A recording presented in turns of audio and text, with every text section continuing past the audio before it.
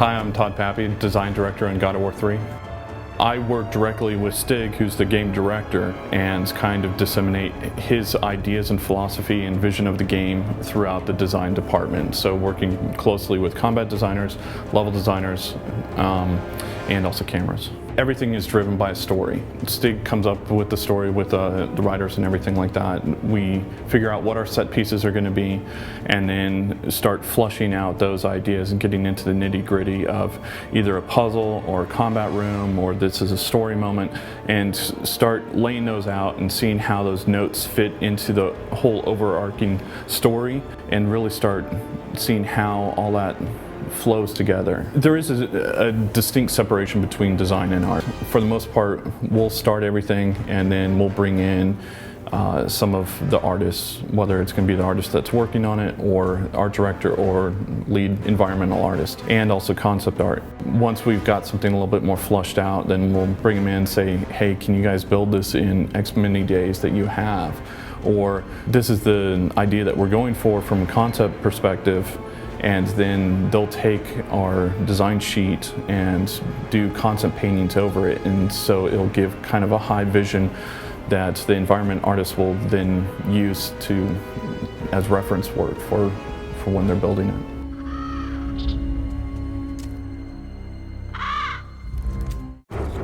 First and foremost, I hope that players love the Titans. You know, I think this is one of our big showpieces, and it helps separate ourselves from anything else that's been done before. You start on the shoulder, and you can kind of see the path that you take as a player, where you start here and then you're locked in and you've got the branch that you lift, and then go down the arm and you see the hole where the Leviathan pops out.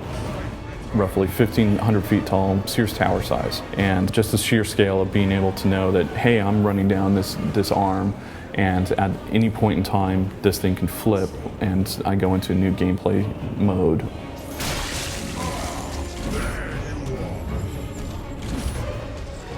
If we want to look at movies or artwork and how those influenced us, we've got an MC Escher puzzle. In that puzzle, it's kind of our take of the waterfall image and how the player builds that and then uses his skills in order to basically break the garden and solve it and use it to progress. And then any traps or anything like that, those can always be associated with James Bond or Indiana Jones, or you know, any kind of action adventure game that we have now, Mario, Zelda. We do have a music puzzle in the game, and it is somewhat of a rhythm game, but I mean, at the same time, it could have been Guitar Hero, it could have been Parappa the Rappa, any sort of rhythm game. Britney's Dance Beat, that's another good one.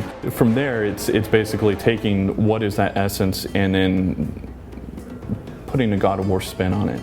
So for us, it was, it's actually connected to the hub and being able to use that to influence a fairly large set piece and have a meta puzzle wrapped around it. And that's kind of our take on Guitar Hero or Parappa the Rappa. From a design perspective, being able to work on the PS3, it's more, we're limited by our imagination versus before we used to be limited by technology. On 1 and 2, we were always faking things. So when you see the shot of Typhon, it's really kind of just a bust and just some animation and you know, his blowing effects and all that stuff. It was faked. Now we're actually on them, and when they move around, you're actually moving on them. And when we design them, we'll start moving the animation around and seeing, hey, what's an interesting path that we can take down the arm for like the opening of the game. What is the player going to be doing when we've locked them into this arm space? You know, we're trying all sorts of different ideas. Do slaps work? Do claws work? Does biting work? You know, and all those different kind of ideas all get thrown out on the table. We wanted this to feel like one unified story from God of War 1 to the end of this one. So from a design perspective, we wanted to make sure the player's navigation, combat, and roughly what he interacts with, you know, stay somewhat the same.